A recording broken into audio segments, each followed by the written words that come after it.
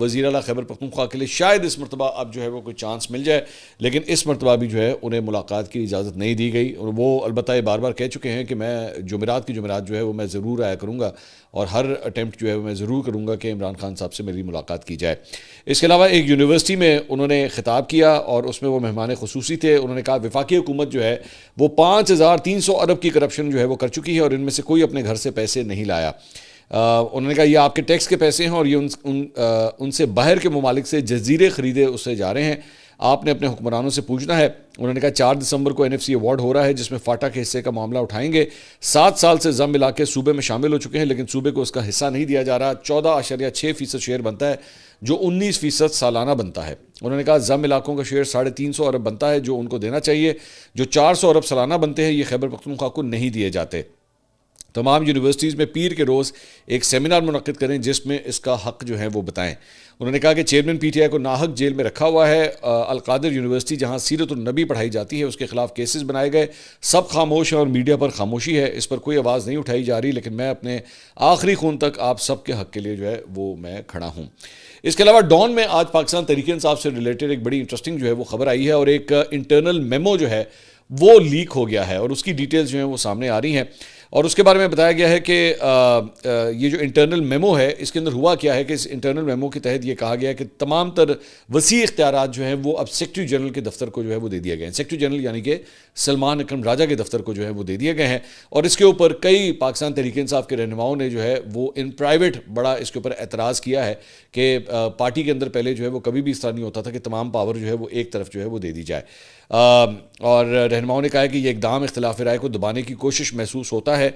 یہ جو میمو ہے یہ اس وقت سامنے آیا ہے جب تحریک انصاف کے اندر خاص طور پہ پنجاب میں اختلافات کی خلیج جو ہے وہ بڑھتی جا رہی ہے، اور رہنما بار بار اپنے اختلافات کو سرعام جو ہے وہ سامنے لا رہے ہیں۔ عالیہ حمزہ صاحبہ اور سلمان اکرم راجہ صاحب کے درمیان جو کچھ ہوا تھا، آپ جانتے ہیں کہ عالیہ حمزہ جو ہیں وہ چیف آرگنائزر ہیں پنجاب کی، اور ان کی اور سلمان اکرم راجہ صاحب کی پبلک میں جو ہے وہ آپس میں کافی مٹبھیر ہو گئی تھی، اور مطلب پوری دنیا نے دیکھا تھا، اور اس وقت سے لے کر اب تک کوئی بہت زیادہ اچھے ٹرمز جو ہیں وہ آپس میں نہیں۔ یہ ضرور میں آپ کو بتا سکتا ہوں کہ رابطے ضرور ہیں آپس میں، لیکن ٹرمز جو ہیں وہ کوئی زیادہ اچھے نہیں ہیں، اور اس کی بہت سی وجوہات ہیں، ظاہری بات ہے both sides have their own reasons, لیکن الٹیمیٹلی اس کا فرق کس کے اوپر پڑتا ہے؟ ظاہری بات ہے پارٹی کے اوپر اس کا فرق پڑتا ہے۔ اس میں جو ہے وہ یہ بھی لکھا ہوا ہے کہ گزشتہ ماہ PTI کے سیکرٹری جنرل سلمان اکرم راجہ اور عالیہ حمزہ کے درمیان پارٹی کے سینٹرل پنجاب کے صدر اور سیکرٹری کو ہٹانے کے حوالے سے بھی جو ہے وہ ٹویٹر کے اوپر جنگ ہوئی تھی، اور اس سے قبل سابق KP وزیر اعلیٰ علی امین گنڈا پور اور عمران خان کی ہمشیرہ علیمہ خان کے درمیان بھی جو ہے وہ تلخی بھی عوام تک پہنچی تھی۔ PTI کے بائی دا وے علی امین گنڈا پور صاحب جو ہیں وہ بالکل سائلنٹ موڈ میں چلے گئے ہیں، مطلب ان کی طرف سے کوئی پبلک میں بیان نہیں آ رہا، کہیں پہ وہ ایکٹیو نظر نہیں آ رہے، ایز اف لگ رہا ہے کہ انہوں نے اپنے آپ کو پورے اس نظام سے جو ہے وہ سائڈ لائن کر لیا ہے۔ میں ویسے میں جب اس کے اوپر میں بات کر رہا تو میرے ذہن میں آیا کہ لگ رہا ہے کہ وہ پاکستان تحریک انصاف کے نواز شریف بن گئے لیکن خیر نواز شریف صاحب تو پچھلے 24 گھنٹے میں آلریڈی ہے وہ سامنے آ چکے ہیں، لیکن یہ ابھی تک جو ہے وہ سامنے نہیں آئے ہیں۔ شیخ وقاص اکرم جو انفارمیشن سیکرٹری ہیں PTI کے، انہوں نے additional secretary general Firdous Shamim Naqvi کی جانب سے جاری کردہ میمو کا دفاع کرتے ہوئے اس وقت کی ضرورت قرار دیا، اور انہوں نے کہا کہ اس سے پارٹی کو درپیش مسائل کو منظم کرنے میں مدد ملے گی۔ اچھا انٹرسٹنگ بات یہ ہے کہ سیکرٹری جنرل کے عہدے کی طرف جو ہے وہ تمام تر اختیارات تو دیے جا رہے ہیں، لیکن legally speaking technically speaking party کا سیکرٹری جنرل اس وقت کوئی ہے ہی نہیں، کیونکہ سلمان اکرم راجہ صاحب جو ہیں وہ ان کی جو نومینیشن ہے وہ انڈر اسکروٹنی ہے، وہ ان کو ابھی تک کلیئرنس نہیں ہے، اور تمام تر جو ایکچولی کاغذی جو سگنیچرز ہیں وہ سارے ایڈیشنل جو سیکرٹری جنرل ہیں فردوس شمیم نقوی وہ ایکچولی اس وقت کر رہے ہیں۔ اس میمو کے مطابق پارٹی کے مرکزی اور صوبائی عہدیداران سیکرٹری جنرل کو رپورٹ کرنے کے پابند ہوں گے، جبکہ ضلعی عہدیداران جو ہے اپنی ریجنل قیادت کو رپورٹ کریں گے۔ اب یہ بیسکلی الائنمنٹ جو ہے وہ اسی وجہ سے ہے کہ عالیہ حمزہ صاحبہ جو ہیں وہ ڈائریکٹلی جو ہے وہ سلمان اکرم راجہ صاحب کے انڈر آ جائیں، اور وہ ڈائریکٹلی جو ہے وہ ان کو رپورٹ کیا کریں۔ اور اس کے ساتھ ساتھ اس میمو میں کہا گیا ہے کہ جی مزید وضاحت کے لیے کوئی بھی سطح اس چین آف کمانڈ کو توڑ نہیں سکتی، پارٹی کی درست کارکردگی کے لیے ضروری ہے کہ عہدیداران اپنے دائرہ کار کو تسلیم کریں۔ چونکہ PTI کے اندرونی انتخابات کو الیکشن کمیشن آف پاکستان بار بار مسترد کر چکا ہے، اس لیے پارٹی کے پاس کور کمیٹی کی شکل میں منتخب قیادت موجود نہیں۔ اس وقت پارٹی کے روزمرہ امور جو ہے وہ سیاسی کمیٹی سنبھال رہی ہے۔ اس وقت سلمان اکرم راجہ ٹیکنیکلی اسپیکنگ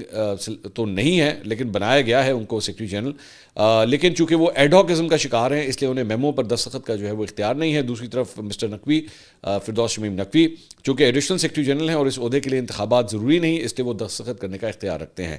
اس میمو کو سیکرٹری جنرل کے ہاتھوں میں طاقت سمیٹنے کی کوشش سمجھتے ہوئے متعدد بار رہنماؤں نے تنقید کی اور کہا کہ یہ پارٹی کو فوجی یونٹ کی طرح چلانے کی ایک کوشش ہے. ایک اور پارٹی کے اندر جو پوائنٹ آف ویو سمجھا جاتا ہے وہ یہ ہے کہ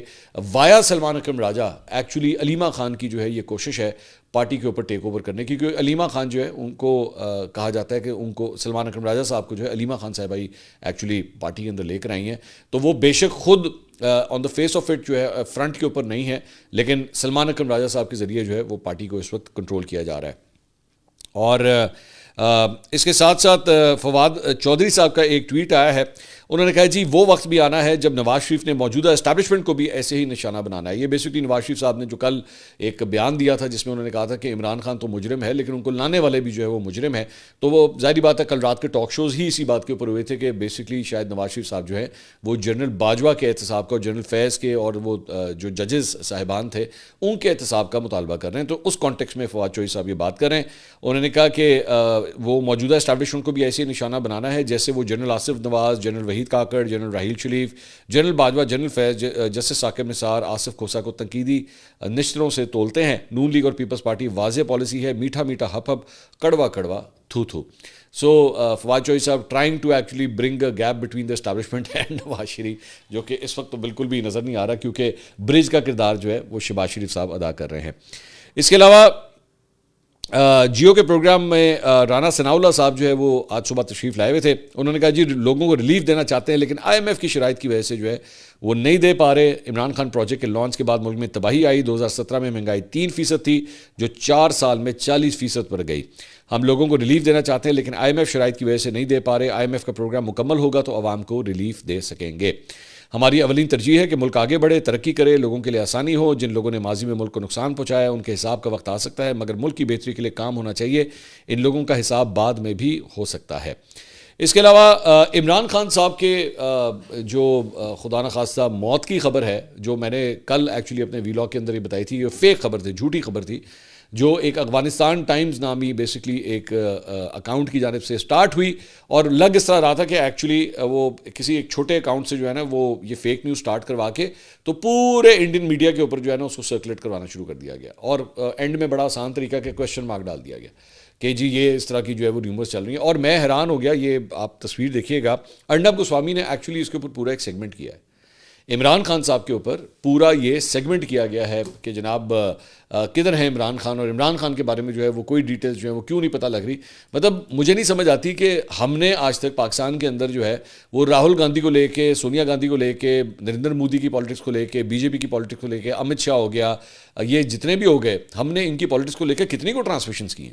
لیکن آئی واز ایکچولی سرپرائزڈ کہ بھائی یہ کتنے کو فارغ لوگ ہیں کہ انہوں نے عمران خان صاحب کے اوپر جو ہے بیٹھ کے پوری کی پوری ٹرانسمیشنز جو ہیں وہاں پہ کر ڈالی کہ جناب بتائیں کدھر ہے عمران خان اور آخر یہ کیا ہو رہا ہے, ہمیں کیوں اس کی ڈیٹیلز نہیں پتہ لگ رہی. اور صرف یہ نہیں بلکہ یہ نیوز 18 کے اوپر جو ہے انہوں نے سلمان احمد ان کو جو ہے وہ لیا. اب میں سلمان احمد صاحب سے بھی یہ سوال کرنا چاہوں گا کہ کیا آپ کو ایکچولی اس قسم کے ایک دشمن ملک کے چینلز کے اوپر جا کے اس بیانیے کو پروموٹ کرنا چاہیے؟ اس کو جو ہے وہ آپ کا, میں ہمیشہ یہ کہتا ہوں آپ کا احتجاج کرنا آپ کا حق ہے, آپ 100 دفعہ کیجئے, پاکستان کی ڈومین میں رہے نا. ادھر کیا کرنے کے لیے جاتے ہیں, ادھر کیا سینس بنتی ہے جا کے ساری چیز کی بات کرنے کی. میں بلکہ یہ ارنب گوسوامی کی بھی یہ جو میں چیز دیکھ رہا تھا اس کے اندر بھی میں نے یہ چیز دیکھی کہ یہاں سے جو ہے وہ ایک دو لوگ جو ہیں, میں بلکہ ان کو دیکھ رہا تھا عظمیٰ کاردار صاحبہ کو, وہ بھی وہاں پہ جا کے جو ہے وہ ارنب کے شو کے اندر بیٹھ رہے ہیں. میں ریکویسٹ کروں گا مسلم لیگ نون سے خاص طور پہ کہ عظمیٰ کاردار صاحبہ کو اگر ٹی وی پہ لانا ہی ہے تو پاکستانی ٹیلی ویژن پہ بٹھا کے ان کو اپنی پارٹی کی ریپرزنٹیشن کروائیں. ٹھیک ہے, مطلب آپ ان کو بھیج رہے ہیں اس ٹاپک کے اوپر جا کے بحث کرنے کے اوپر. مجھے بڑی سخت پرابلم ہے. میں